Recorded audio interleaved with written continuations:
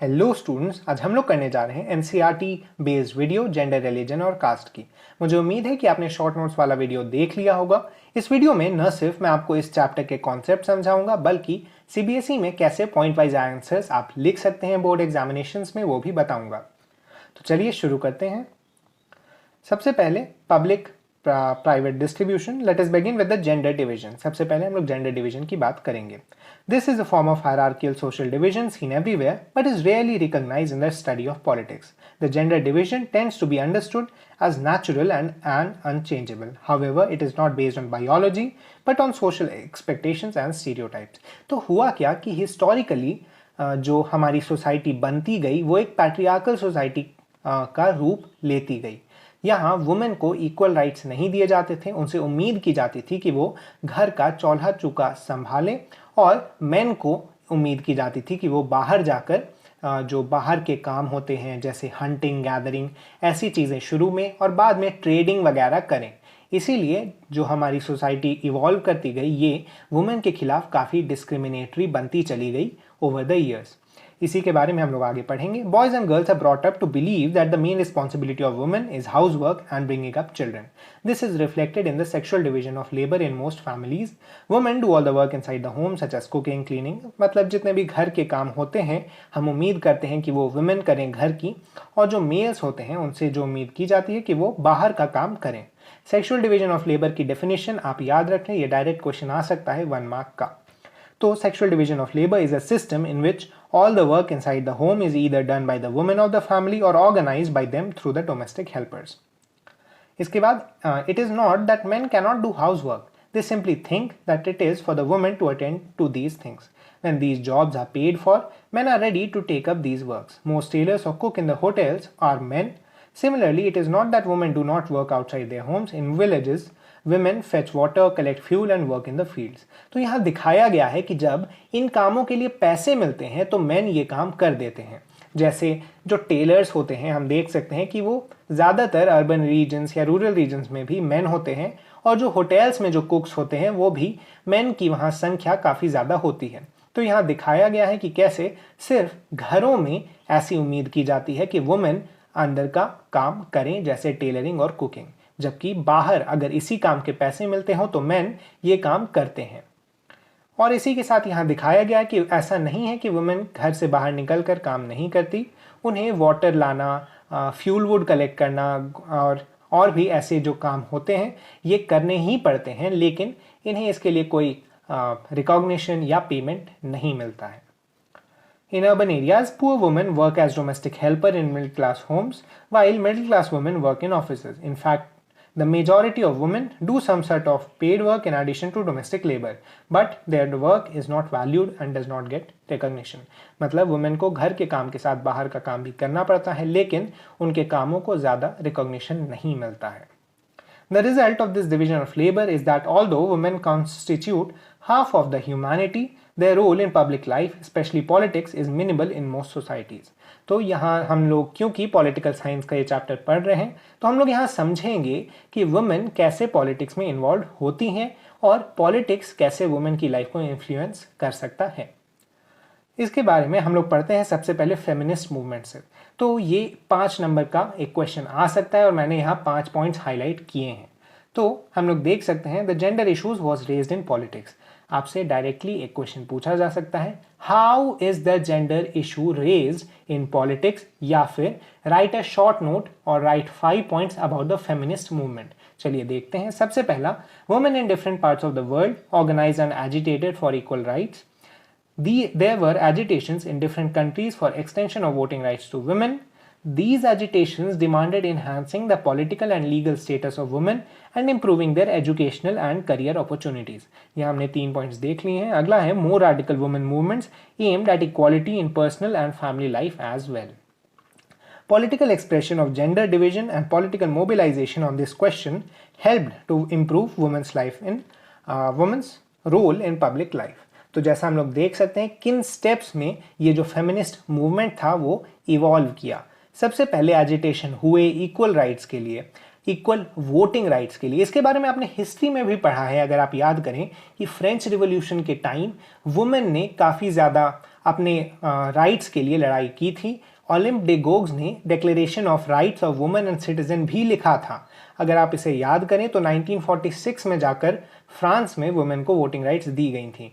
इसके बाद nationalism in Europe में भी आपने देखा है कैसे फ्रैंकफर्ट पार्लियामेंट के टाइम वुमेन ने इक्वल राइट्स की डिमांड की थी, लेकिन उन्हें इक्वल राइट्स नहीं दिए गए थे और इसीलिए उनकी मूवमेंट कंटिन्यू होती रही थी। इसके साथ ही आपने पिछले पॉलिटिक्स के चैप्टर्स में भी पढ़ा है कैसे वुमेन को किन किन कंट्रीज में किस ईयर में राइट्स दी गई थी। अगर आपको ये वीडियोस एक बार रिवाइज करने हैं तो आप नीचे जाकर शॉर्ट नोट्स देख सकते हैं। तो हम लोग यहाँ देखते हैं कि सबसे पहले अलग अलग पार्ट्स में एजिटेशन किए गए इक्वल राइट्स के लिए। ये वोटिंग राइट्स के लिए थे शुरुआती एजिटेशंस। बाद में इन्होंने पॉलिटिकल और लीगल स्टेटस को भी इंप्रूव करने की बात कही और फिर फैमिली और पब्लिक लाइफ में भी वुमेन को इक्वल राइट्स देने के लिए डिमांड्स उठनी शुरू हुई। इन पॉलिटिकल डिमांड से, इन पॉलिटिकल मूवमेंट से वुमेन की जो रोल थी पब्लिक लाइफ में वो इम्प्रूव हुई है, ये यहाँ पर बात की गई है। मतलब ये मूवमेंट्स कुछ हद तक सक्सेसफुल हुए हैं। हम अगर देखें तो कुछ दिन पहले सुप्रीम कोर्ट ने एक डिसीजन भी लिया था जिसमें वुमेन को इक्वल प्रॉपर्टी राइट्स दी गई थी उनके फादर के प्रॉपर्टी में जितना कि बेटों को मिलती थी। उसके बाद we now find womens working as scientists, doctors, engineers, lawyers, managers and college university teachers which were earlier not considered suitable for women. In some parts of the world, for example, in Scandinavian countries such as Sweden, Norway and Finland, the participation of women in public life is very high. हमने इस बारे में short notes में बात की थी कि जो स्कैंडिनेवियन कंट्रीज होती हैं, ये कंट्रीज यूरोप के ऊपरी भाग जो है, जो कि स्कैंडिनेविया जिस रीजन को कहा जाता है, वहाँ की कंट्रीज़ हैं। इन कंट्रीज़ के नाम भी आप याद रखें, नॉर्वे, फिनलैंड और स्वीडन। ये वर्ल्ड की हैप्पीएस्ट और सबसे ज़्यादा एजुकेटेड, बेस्ट एजुकेशन सिस्टम रखने वाली कंट्रीज़ हैं। इनके जो रिपोर्ट्स होते हैं वो आप कई जगह न्यूज़पेपर्स में पढ़ सकते हैं। ये काफ़ी बार हेडलाइंस में रहते हैं अपनी बेटर लिविंग कंडीशंस को लेकर। तो इसमें एक मेजर रोल हम लोग देख सकते हैं कि वुमेन पार्टिसिपेशन का भी है, जो कि पब्लिक लाइफ में काफ़ी ज़्यादा है। इसके बाद in our country women still lag much behind men despite improvement since independence. Ours is still a male dominated patriarchal society. Patriarchal society की डेफिनेशन भी आप याद रखें। Patriarchy means rule by father. This concept is used to refer to a system that values men more and gives them power over women. एक patriarchal society एक father के rule से चलती है और ये कहती है कि वुमेन को इक्वल राइट्स नहीं मिलने चाहिए, जबकि मेन सुपीरियर होते हैं वुमेन के और उन्हें वुमेन के ऊपर दर्जा दिया जाना चाहिए। ऐसी सोसाइटी के एग्जाम्पल आप काफ़ी जगहों पर देख सकते हैं, स्पेशली जब आप देखें कि वुमेन के जब आइडेंटिटी कार्ड्स बनते हैं तो उसमें नेम ऑफ फादर या नेम ऑफ हस्बैंड लिखना होता है। यहाँ आप देख सकते हैं कि हमारी सोसाइटी की सोच अभी भी कितनी प्रिमिटिव है।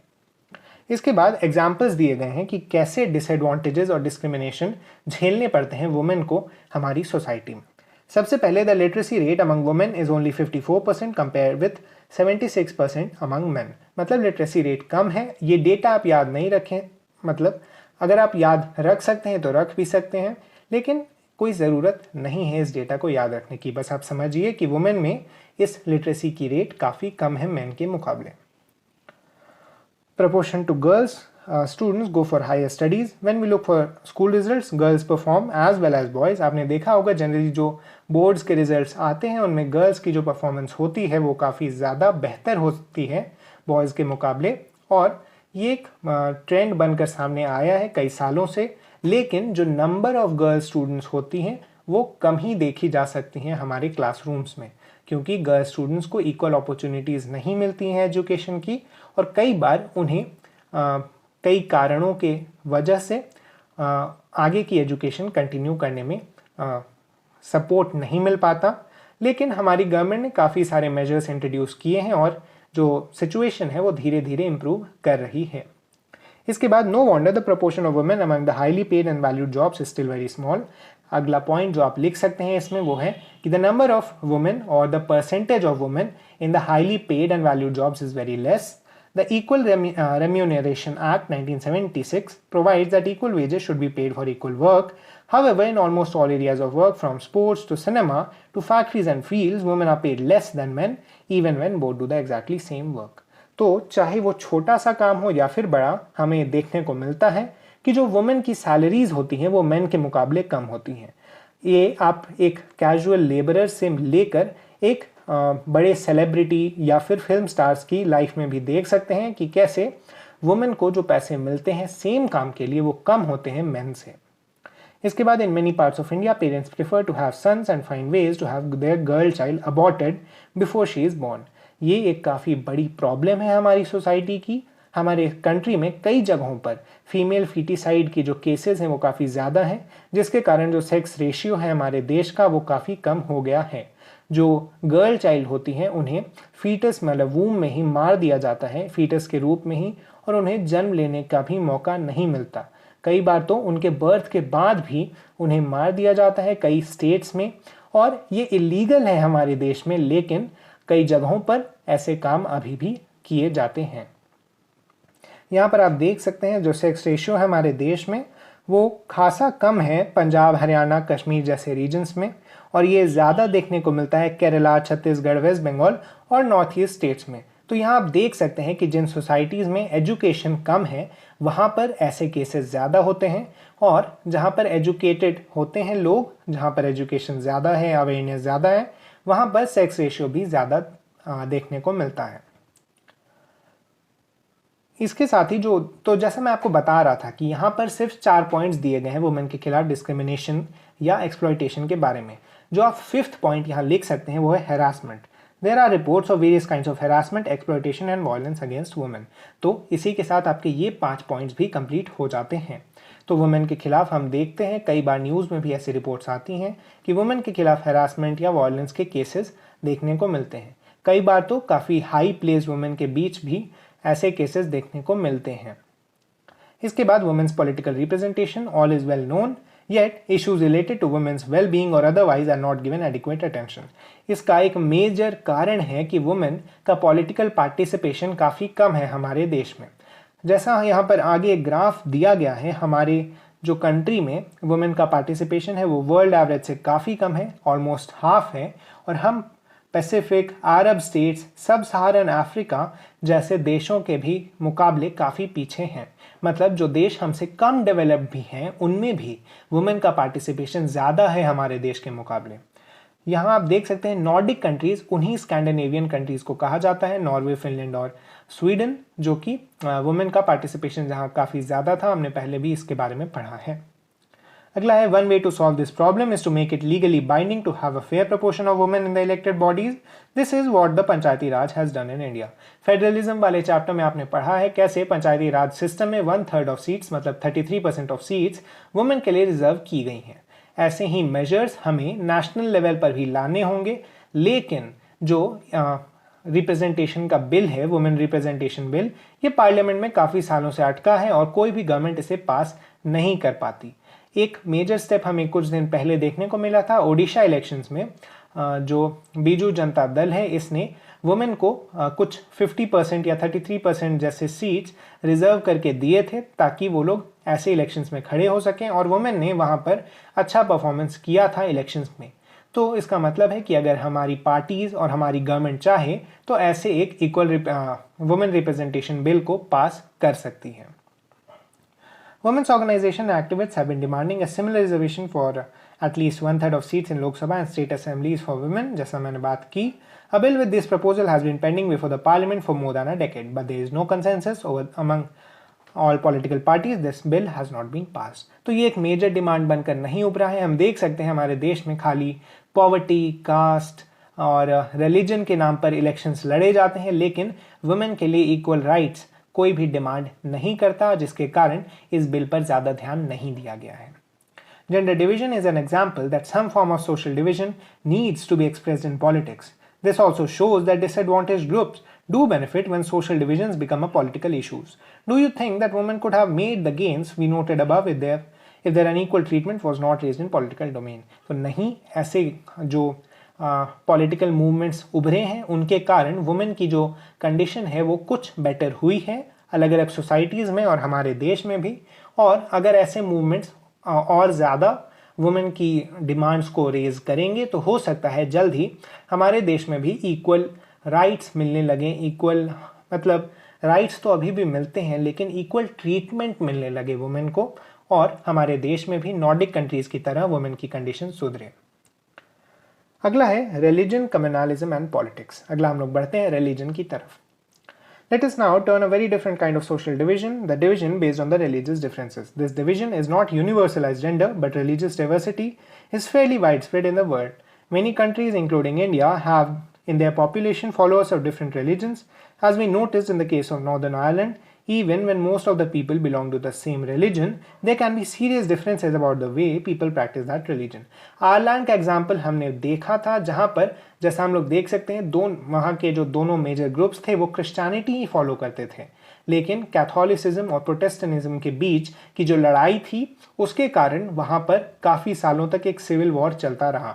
रिलीजन को लेकर यहाँ कुछ पॉइंट्स दिए गए हैं। Gandhi ji used to say that religion can never be separated from politics. What he meant by religion was not any particular religion, but the moral values that inform all religions. He believed that politics must be guided by ethics drawn from religion. Gandhi ji का एक major statement था कि religion can never be separated from politics. वो यहाँ पर किसी एक religion specific की बात नहीं कर रहे थे, बल्कि हमारे सभी रिलीजन्स में जो अच्छे वैल्यूज़ दी गई हैं, ह्यूमैनिटी, ट्रस्ट, एक भाईचारे की भावना की बात जो की गई है, उन्हीं की बात गांधी जी यहाँ कर रहे थे और वो चाहते थे कि हमारी जो देश की पॉलिटिक्स है वो भी इन्हीं वैल्यूज़ को लेकर गाइडेड हों। Human rights groups in the country have argued that most of the victims of communal rights in our country are people from religious minorities. They have demanded steps to protect religious minorities. Women's movement have argued that family laws of all religions discriminate against women, so they have demanded that government should change the laws to make them more equitable. यहाँ पर दो और examples दिए गए हैं, इन्हीं के बारे में हम लोग आगे पढ़ते हैं कम्युनलिज्म क्या होता है। Communalism. The problem begins with religion when we see religion as being the basis of a nation. यहाँ पर नॉर्दर्न आयरलैंड का एग्जाम्पल जो कि डाइवर्सिटी वाले चैप्टर में दिया गया था, इसके साथ ही अगर आप याद करें तो श्रीलंका के एग्जाम्पल दिया गया था लास्ट ईयर। वहाँ पर लास्ट यानी पिछले चैप्टर में पावर शेयरिंग वाले चैप्टर में श्रीलंका में भी जो दो मेजर ग्रुप्स थे, वहाँ सिन्हला स्पीकर्स और तमिल स्पीकर्स, तो वहाँ ज़्यादातर सिन्हला स्पीकर्स बुद्धिस्ट ग्रुप्स थे, जिसके कारण जो डिवीज़न था दोनों लैंग्वेज कम्युनिटीज़ में वो और ज़्यादा बढ़ गया था, क्योंकि ज़्यादातर तमिल स्पीकर्स हिंदू या मुस्लिम हुआ करते थे जबकि सिन्हला स्पीकर्स बुद्धिस्ट रिलीजन को बिलोंग करते थे। सिमिलर एग्जाम्पल हमें नॉर्दर्न आयरलैंड्स के भी एग्जाम्पल में देखने को मिला था, जहाँ पर प्रोटेस्टेंट्स और कैथोलिक्स के बीच एक रिलीजियस डिवीज़न बन गया था और बाद में वो एक सिविल वॉर में बनकर उभरा था। यहाँ पर हम कम्युनलिज्म के जो क्या क्या पॉइंट्स हैं मैंने फिर से यहाँ 5 पॉइंट्स में डिवाइड किया है, आप इन्हें देखें।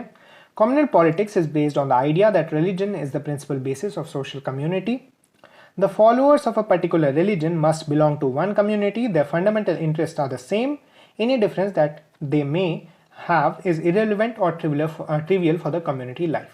मुझे उम्मीद है कि आप बुक लेकर बैठे होंगे, आप इन्हें मार्क भी कर सकते हैं अपनी बुक्स में, कैसे यहाँ पर हम 5 पॉइंट्स बना सकते हैं। It also follows that people who follow different religions cannot belong to the same social community. If the followers of different religion have some commonalities, these are superficial and immaterial. The interests are bound to be different and involve a conflict. In its extreme form, communalism leads to the belief that people belonging to different religions cannot live as equal citizens within one nation. इसका example आप history में देख सकते हैं कैसे हमारे ही देश में ऐसी कम्युनल फीलिंग्स फैली थी इंडिपेंडेंस के पहले, और लास्टली जो अल्टीमेट फॉर्म में बनकर उभरा कम्युनलिज्म, उसमें हमारे देश का डिवीजन करना पड़ा था रिलीजियस बेसिस पर। इस आग को भड़काने में ब्रिटिश भी काफ़ी इन्वॉल्व हुए थे और उन्होंने भी इस टेंशन को बढ़ने दिया था, और ऐसे ही कम्युनल टेंशन बढ़ते बढ़ते एक मेजर रूप ले लिया था और हमारे देश को डिवाइड करना पड़ गया था।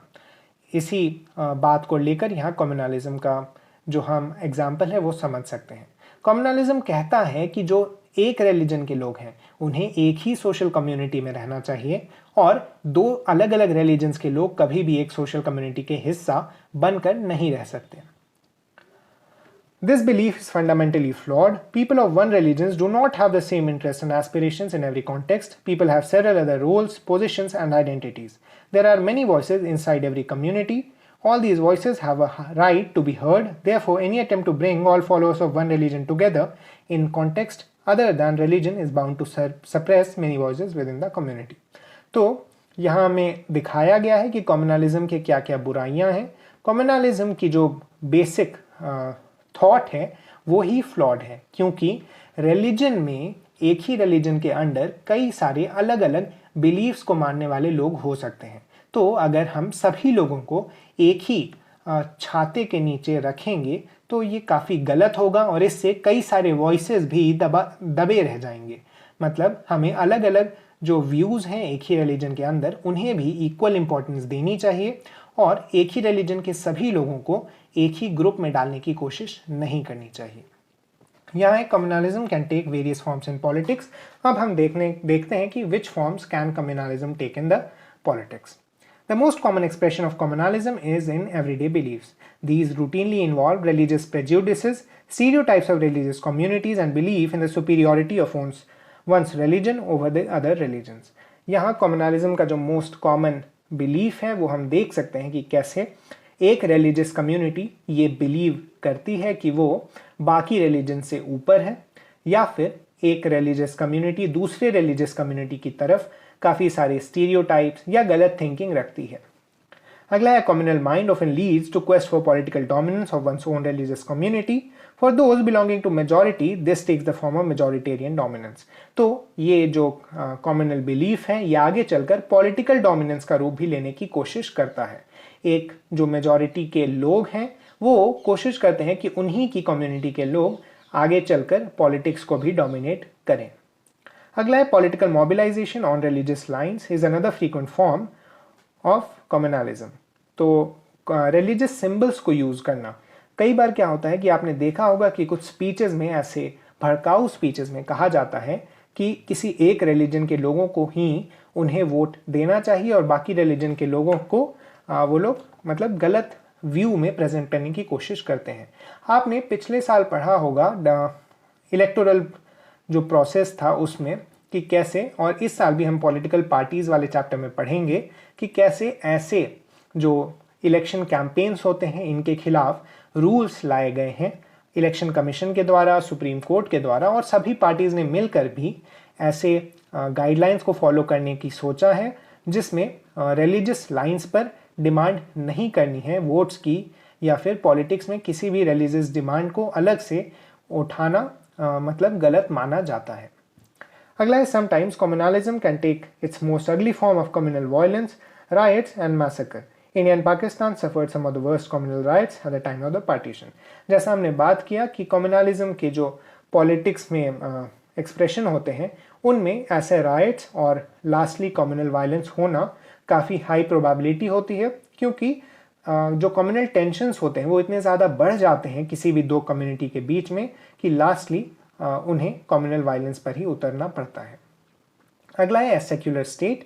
एक सेक्युलर स्टेट हम कह सकते हैं सेक्युलरिज्म कम्युनलिज्म का ऑपोजिट वर्ड है, एंटोनिम है। सेक्युलर स्टेट क्या होता है, उसके फीचर्स क्या होते हैं, हम यहाँ देखते हैं। There is no official religion for the Indian state. हम यहाँ सबसे पहले बात कर रहे हैं कि इंडियन स्टेट सेक्युलर क्यों है। तो यहाँ पर भी एग्जाम्पल लिया गया है कि कैसे श्रीलंका में बुद्धिज़्म को ऑफिशियल रिलीजन बनाया गया था, पाकिस्तान में इस्लाम को और इंग्लैंड में क्रिश्चियनिटी को ऑफिशियल रिलीजन माना जाता है, लेकिन इंडिया का कोई भी ऑफिशियल रिलीजन नहीं है। अगला है the constitution provides all individuals and communities freedom to profess, practise and propagate any religion and और नॉट टू फॉलो एनी। तो ये भी आपने जूनियर क्लासेस में पढ़ा है कि कैसे हमारी कॉन्स्टिट्यूशन हमें फ्रीडम देती है, राइट टू प्रैक्टिस, प्रोफेस और propagate any religion of our own choice और नॉट टू फॉलो एनी। मतलब हम अगर एथीस्ट भी होते हैं या फिर हम किसी और रिलीजन को भी फॉलो करते हैं तो गवर्नमेंट हमें पूरी आज़ादी देती है ऐसा करने के लिए।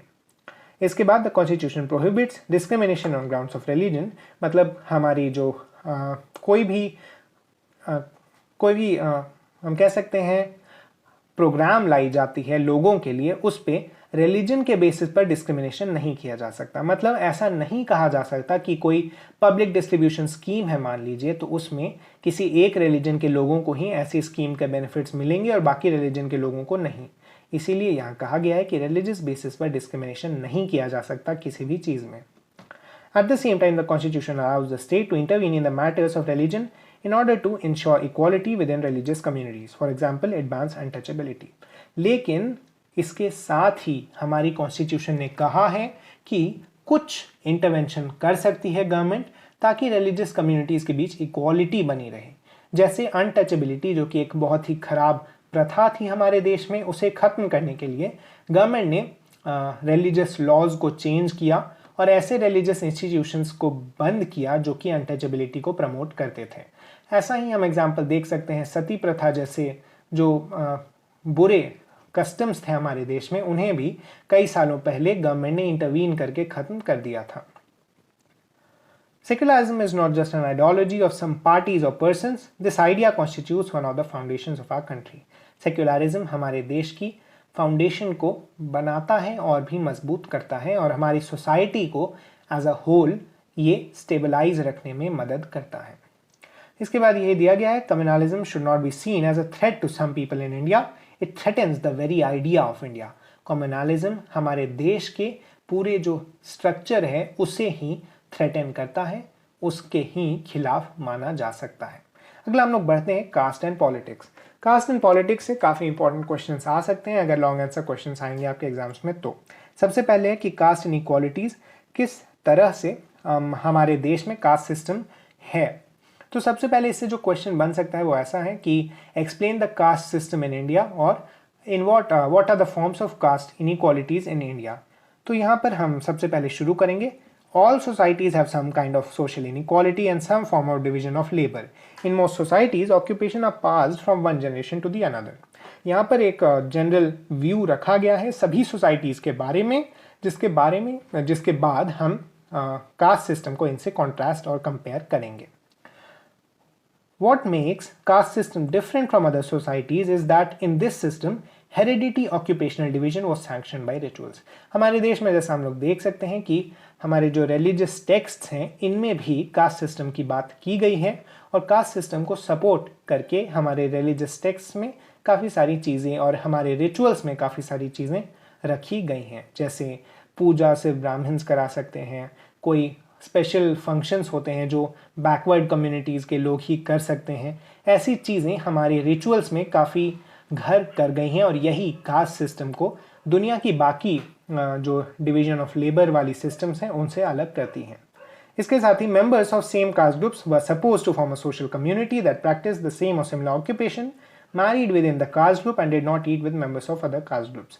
यहाँ पर और एक्सट्रीम फॉर्म्स यहाँ पर इम्पोज की गई हैं कि एक कास्ट के लोग अपने ही कास्ट में मैरी कर सकते हैं, अपने ही कास्ट के लोगों के साथ बैठकर खा सकते हैं और उन्हें बाकी कास्ट के लोगों के साथ इंटरैक्शन नहीं करना चाहिए। Caste system was based on exclusion of and discrimination against the outcast groups. They were subjected to inhuman practice of untouchability. Untouchability हमारे देश में एक कलंक के रूप में हम कह सकते हैं। आज भी ये काफ़ी सारी जगहों पर लागू होता है, खासकर रूरल रीजन्स में। अनटचेबिलिटी में किसी एक पर्टिकुलर कम्युनिटी के लोगों को मतलब सेग्रीगेट कर दिया जाता था, अलग कर दिया जाता था बाकी के सोसाइटी से। इसके खिलाफ हमारे रिवोल्यूशनरीज, हमारे सोशल वर्कर्स ने काम किया है और यहाँ खासकर ज्योतिबा फुले, गांधी जी, बी.आर. अम्बेडकर और पेरियार रामास्वामी का एग्जाम्पल लिया गया है। आपने इसके बारे में हिस्ट्री में भी पढ़ा है कि कैसे गांधी जी ने हरिजन्स का टाइटल दिया था ऐसे लोगों को, बी.आर. अम्बेडकर ने डिप्रेस्ड क्लासेस एसोसिएशन बनाया था, ज्योतिबा फुले ने भी काफ़ी सारा काम किया था और पेरियार रामस्वामी नायकर ने पॉलिटिक्स में इन्वॉल्व होकर ऐसे लोगों के लिए काफ़ी सारे बेहतर लॉज बनाने के काम किए थे। अगला है कि हम लोग कह सकते हैं how is the caste system in modern India has undergone great changes. इसका पहला पॉइंट आप वही लिख दीजिएगा कि social reformers like Jyotiba Phule, Gandhi ji, B R. Ambedkar and Periyar Ramaswamy Naicker have done a lot of work to improve the condition of the backward classes in our country.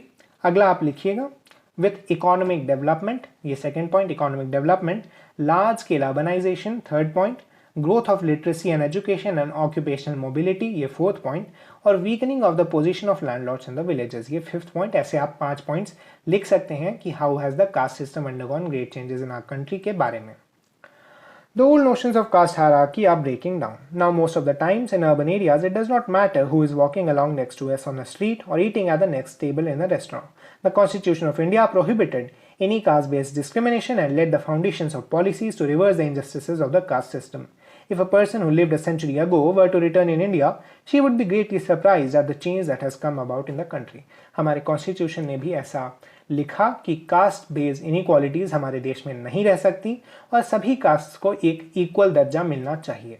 इसीलिए आज हम देख सकते हैं कि हमारे सोसाइटी में काफ़ी सारी चेंजेस आई हैं और हमारे जो रीसेंट जनरेशन्स हैं, जो सबसे नए जनरेशन्स हैं, जो अभी के मिलेनियल्स जिन्हें हम कहते हैं, उन्हें कोई फ़र्क नहीं पड़ता कि कोई किस कास्ट को बिलोंग करता है।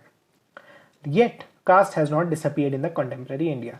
ये एक और इम्पॉर्टेंट क्वेश्चन हो सकता है कि explain how caste has not disappeared from the contemporary India.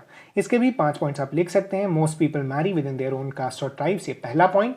Untouchability has not ended completely despite constitutional prohibition, ये 2nd पॉइंट। अगला है effects of centuries of advantages and disadvantages continue to be felt today, ये 3rd point. The caste group that had access to education under the old system have done very well in acquiring modern education. Those groups that did not have access to education or or were prohibited have naturally lagged behind. ये 4th point। और 5th point जो आप लिखेंगे वो है caste continues to be closely linked to the economic status of the people. ये 5th point। ऐसे आप 5 points करके कंटिन्यू कर सकते हैं इस आंसर को। इसके बाद है कास्ट का क्या रोल होता है पॉलिटिक्स में। हम लोग डायरेक्टली जो इसके पॉइंट्स हैं उन पर ध्यान देते हैं। When parties choose candidates in elections, they keep in mind the caste composition of the electorate and the nominate candidates from different castes so as to muster necessary support to win the elections. जब ऐसी parties election के लिए seats और लोगों को चुनती है, वो कोशिश करती है कि जो भी कास्ट डोमिनेंट है उस रीजन में उसी कास्ट के लोगों को चुना जाए। इसके बाद है political parties and candidates in election make appeals to the caste sentiment to muster support. Some political parties are known to favour some caste and are seen as their representatives. कई सारी पार्टीज कास्ट के basis पर हैं हमारे देश में और ऐसा माना जाता है कि वो किसी एक पर्टिकुलर कास्ट की रिप्रेजेंटेटिव हैं या उन्हें सपोर्ट करती हैं। अगला है universal franchise and principle of 1 person 1 vote compelled political leaders to gear up the task of mobilizing and securing political support। मतलब 1 person 1 vote होने के कारण जो बैकवर्ड क्लासेस के लोग हैं उन्हें भी वोटिंग के राइट्स मिले हैं और इसीलिए अब जो पॉलिटिकल लीडर्स होते हैं उन्हें सभी कास्ट्स के लोगों को अपील करना पड़ता है वोट देने के लिए। इस तरह से आप 3 पॉइंट्स देख सकते हैं कि पॉलिटिक्स में कास्ट का क्या रोल है। अगला है all about caste nothing else. So how can you prove that elections in India are not all about caste and nothing else type की चीज़ें, ऐसा क्वेश्चन आपको पूछा जा सकता है और इसका आंसर भी सिंपल 3 पॉइंट में आप लिख सकते हैं कि no parliamentary constituency in the country has a clear majority of a single caste. हमारे देश में ऐसी कोई भी पार्लियामेंट्री कॉन्स्टिट्यूएंसी नहीं है जिसमें एक ही कास्ट का पूरा दबदबा हो और क्लियर मेजॉरिटी हो। इसीलिए जो कास्ट बेस्ड पॉलिटिक्स होती है ये पूरी तरह से हम नहीं कह सकते कि उसी को लेकर फेवर कर सकती है। इसके बाद है no party win the votes of all the voters in a caste और community. When people say that the caste is a vote bank of one party, it usually means that a large proportion of voters from that caste vote for that party। मतलब कि एक cast के सभी लोग किसी एक party को vote नहीं करते हैं जनरली और उनकी जो अलग अलग सेंटिमेंट्स होती हैं, अलग अलग प्रेफरेंसेस होती हैं, वो लोग अलग अलग पार्टीज़ को वोट करते हैं। अगला है मेनी पॉलिटिकल पार्टीज में put up candidates from the same caste. ये एक काफ़ी इंटरेस्टिंग पॉइंट है क्योंकि जब उन्हें पता चलता है कि कोई एक कास्ट डोमिनेंट है उस रीजन में तो सारी पार्टीज उसी कास्ट के लोगों को वहाँ सीट्स दे देती हैं, वहाँ की टिकट्स दे देती हैं इलेक्शन में लड़ने की। इससे जो एक ही कास्ट के लोगों को खड़ा देख वहाँ के जो वोटर्स होते हैं वो अपने वोट्स को अलग अलग कैंडिडेट्स में डिवाइड कर देते हैं और इससे कास्ट एक मेजर फैक्टर नहीं बनता इलेक्शंस के रिजल्ट डिसाइड करने में। उसके बाद है the ruling party and sitting MP and MLA frequently loses election in our country that could not have happened if all caste and communities were frozen in their political preferences. यहाँ एक और चीज़ बताया गया है कि कास्ट के जो political preferences होते हैं वो भी समय के साथ बदलते हैं उनके डिमांड्स को लेकर। ये प्रूव किया जा सकता है ऐसे कि जो सिटिंग एमपीज और एमएलएज होते हैं वो कई बार इलेक्शंस हार जाते हैं हमारे देश में। अगला है what are the other factors that affect the electoral politics in our country apart from castes. इसके भी यहाँ 5 पॉइंट्स मैंने लिखे हैं, आप इन्हें ज़रूर से मार्क कर लीजिएगा एनसीईआरटी में, क्योंकि जनरली आपको ये शायद कहीं और न मिले। तो the voters have strong attachment to the political parties which is often stronger than the attachment to their caste और कम्युनिटी। किसी एक पार्टी को लेकर वोटर्स काफ़ी अटैच्ड होते हैं, प्रोटेक्टिव होते हैं। People within the same caste और community have different interest depending on the economic condition. Rich and poor man or women of the same caste often vote very differently. ये 2 points हैं, मतलब economic condition के basis पर और gender के basis पर कई बार जो लोग होते हैं वो अलग अलग पार्टीज को वोट देते हैं एक ही कास्ट के। People's assessment of performance of their government and the popularity rating of their leaders matter and are often decisive in the elections। जो लीडर्स की पॉपुलैरिटी होती है, जैसे एक एग्जांपल हम लोग देख सकते हैं कि हमारे ही अपने देश में किसी एक लीडर जो कि काफ़ी मतलब पॉपुलर होता है, वो ही किसी एक पार्टी के इलेक्शन कैंपेन को लीड करता है और जनरली लोग उसी के नाम पर वोट देते हैं और अपने किसी कास्ट बेस्ड कैंडिडेट के नाम पर नहीं।